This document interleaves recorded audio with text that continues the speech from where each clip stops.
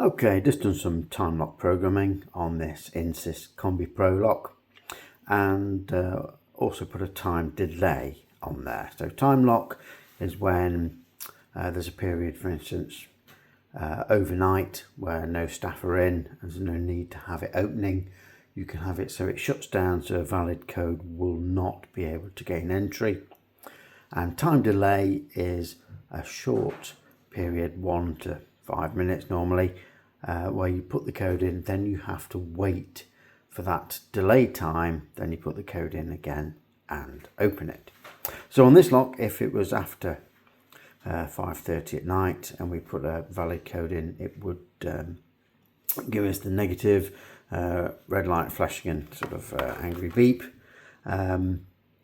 But during the day like this, we can put a valid code in and it just makes us wait for 3 minutes. So just to demonstrate, we're on user 1 and we're on default code at the moment.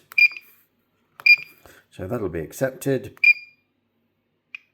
with a green, and then the light itself, the little green light, will flash periodically every sort of 10 seconds or so, and that'll continue right through the countdown, and then it'll give us a very loud beeping to indicate that the countdown period is open, and then it'll wait with the green light on, it'll just stay on at that point, and then we can put the code in again in order to trigger the lock to release.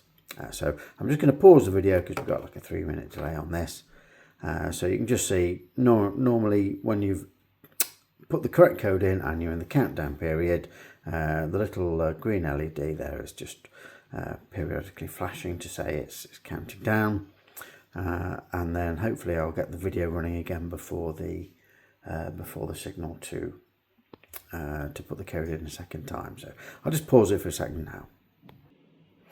Okay, so that was paused for a minute and a half or so. So hopefully in the next 20-30 seconds we'll get the signal from the lock nice and loud to indicate that the waiting period is over and then the opening period starts. Okay, so even if you missed it, if you looked at the lock, you can see the light is now solid. So the green light's there and it's waiting for a second code. So it's any valid code to start the delay and any valid code to open the lock. Doesn't have to be the same one at the start or the end. So it'll stay like this on this one now for another 3 minutes. So even if we're on the phone or couldn't get to it serving a customer, you don't have to sort of rush back within the first minute.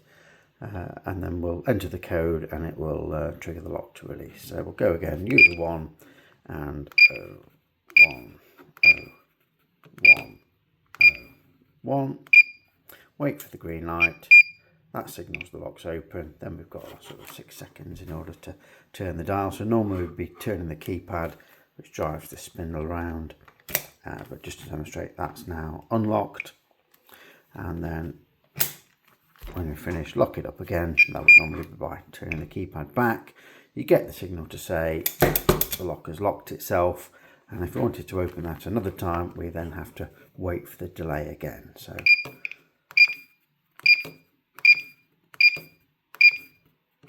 all it does, gives us the accepted green light, and then it'll start flashing periodically just to say it's in the countdown period again. So the idea of the time delay is that it makes it less attractive for an armed robber to come and threaten staff trying to steal from the safe. If they've got a 5-minute delay, or there's more likely to be apprehended. Even if they've managed to escape, it gives the police time to respond.